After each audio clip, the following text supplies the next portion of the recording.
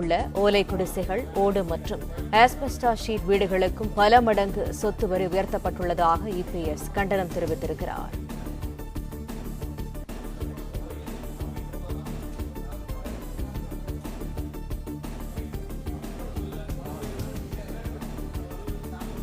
கூடுதல் தகவல்களை தருகிறார் எமது செய்தியாளர் ராஜகுமரன். ராஜகுமரன், வணக்கம். விவரங்கள்.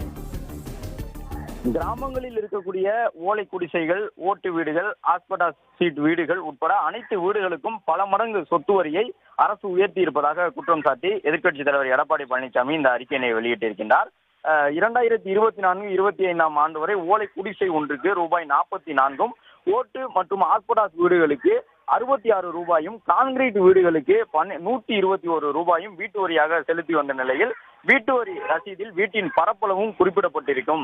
தற்போது உயர்த்தப்பட்டிருக்கக்கூடிய சொத்து வரி உயர்வின்படி இனி ஓலை குடிசைகளுக்கு அதிகபட்சமாக சதுர அடி ஒன்றுக்கு 40 பைசா முதல் 1 ரூபாய் வரையும், ஓட்டு வீடு சதுர அடி ஒன்றுக்கு 30 பைசா முதல் 60 பைசா வரையும், கான்கிரீட் வீடு என்றால் சதுர அடிக்கு 50 பைசா முதல் 1 ரூபாய் வரையும் வீட்டு வரி உயர்த்தப்பட வேண்டும் என்றும், ஏற்கனவே உள்ள பழைய வீடுகளுக்கும் இந்த வரி உயர்வின்படி புதிய வரியை வசூலிக்க வேண்டும் எனவும் உள்ளாட்சிகளுக்கு உத்தரவு வழங்கியுள்ளது தமிழக அரசு என்று குறிப்பிட்டிருக்கக்கூடிய அவர், இனி ஊராட்சிகளில் அதிகபட்சமாக 500 சதுர அடி கான்கிரீட் வீடுகளுக்கு 500 ரூபாயும், ஓட்டு வீடுகளுக்கு 300 ரூபாயும், ஓலை வீடுகளுக்கு 2000 ரூபாயும் வீட்டு வரி வசூலிக்கப்படும் என்று குறிப்பிட்டிருக்கின்றார்கள்.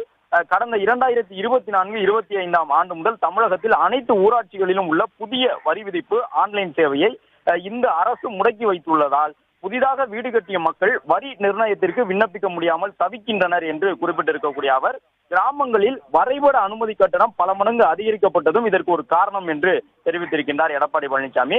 கடந்த 4 ஆண்டுகளாக மக்களின் விருப்பத்திற்கு மாறாக ஆட்சி நடத்தி வரக்கூடிய முதலமைச்சர் மு.க. ஸ்டாலின் பஞ்சாயத்து பகுதிகளுக்கு வீட்டு வரி, தண்ணீர் வரிகளை உயர்த்தி இருப்பதை வன்மையாக கண்டிப்பதாக குறிப்பிட்டிருக்கக்கூடிய அவர், பஞ்சாயத்து பகுதிகளுக்கு உயர்த்தப்பட்ட வீட்டு வரிகளை திரும்ப பெற வேண்டும் என முதலமைச்சரை வலியுறுத்துவதாக குறிப்பிட்டிருக்கின்றார்.